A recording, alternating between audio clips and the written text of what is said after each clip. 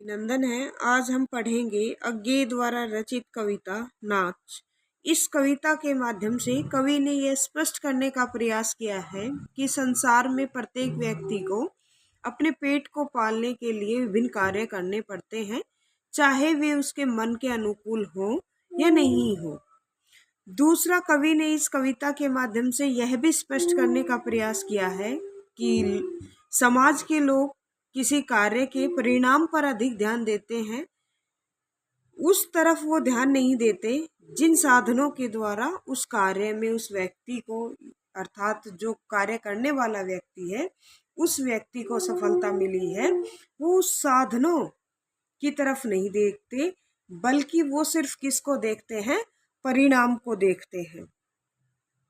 तो किस प्रकार से जो एक नर्तक है, एक नट है, वो एक तनी हुई रस्सी पर उसको नाचना अच्छा नहीं लगता, लेकिन वो पेट पालने के लिए, यह सब करने के लिए क्या है?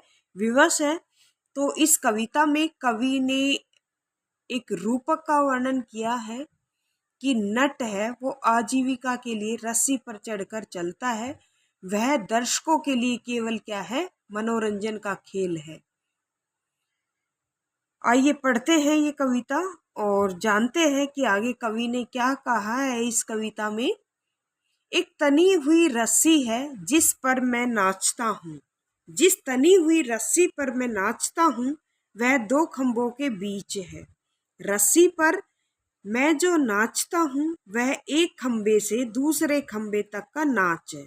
दो खंभों के बीच जिस तनी हुई रस्सी पर मैं नाचता हूँ उस पर तीखी रोशनी पड़ती है, जिसमें लोग मेरा नाच देखते हैं। न मुझे देखते हैं जो नाचता है, न रस्सी को जिस पर मैं नाचता हूँ, न खंभों को जिस पर रस्सी तनी है, न रोशनी को जिसमें नाच दिखता है। लोग सिर्फ नाच देखते हैं। तो कवि क्या कहते हैं? कवि कहते हैं कि वह नर्तक जो नट है एक तनी हुई रस्सी पर नाचता है। जिस तनी हुई रस्सी पर वह नाचता है वह दो खंभों के बीच है। रस्सी पर जो उसका नाच होता है वह एक खंबे से दूसरे खंबे तक पहुंचने का नाच होता है।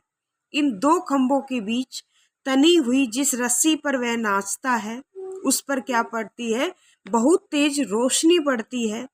इस रोशनी में लोग उसका नाच देखते हैं। वे उसे नहीं देखते जो नाच रहा है, वे उस रस्सी को भी नहीं देखते जिस पर वो नट नाचता है, वे उन खंभों को भी नहीं देखते जिस पर क्या बंधी हुई होती है? रस्सी बंधी हुई है और तनी हुई है। वे उस रोशनी को भी नहीं देखते जिसमें उन्हें नाच दिखाई देता है।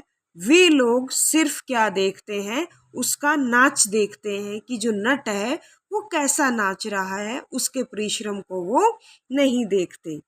कवि आगे कहता है, पर मैं जो नाचता हूँ, जो जिस रस्सी पर नाचता हूँ, जो जिन खंभों के बीच है, जिस पर जो रोशनी पड़ती है, उस रोशनी में उन खंभों के बीच उस रस्सी पर असल में मैं नाचता नहीं हूँ।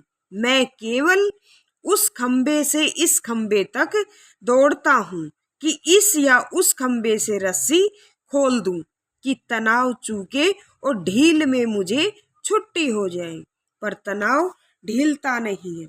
कवि क्या कहता है इसमें कि नाचते समय जो नट है, जो नर्तक है, वो सोचता है कि मैं जो नाचता हूँ और जिस रस्सी पर नाचता हूँ, जो कि जिन खंभों के बीच तनी हुई है और जिस पर क्या पड़ती है? रोशनी पड़ती है, उस रोशनी में उन खंभों के बीच मैं तनी हुई रस्सी पर वास्तव में मैं नाचता नहीं हूँ। मैं तो उस खंबे से इस खंबे तक क्या है, जो रस्सी तनी हुई है उस पर क्या करता हूँ? नट क्या कहता है? मैं तो उस पर दौड़ता हूँ। मैं इस खंबे से उस खंबे तक इसलिए दौड़ता हूँ कि इस या उस खंबे से बंधी हुई जो रस्सी है उसको क्या कर दूं? खोल दूं।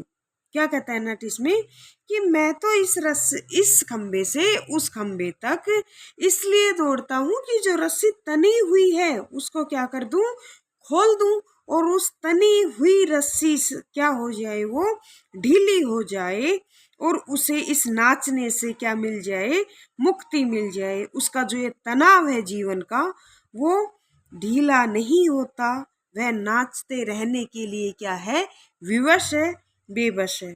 तो इसमें जो कवि है वो कहता है कि किस प्रकार उसे इस तनी हुई रस्सी पर नाचना अच्छा नहीं लगता, परंतु अपने जीवन का निर्वाह करने के लिए, वो सब करने के लिए क्या है, ये विवश है, मजबूर है। धन्यवाद।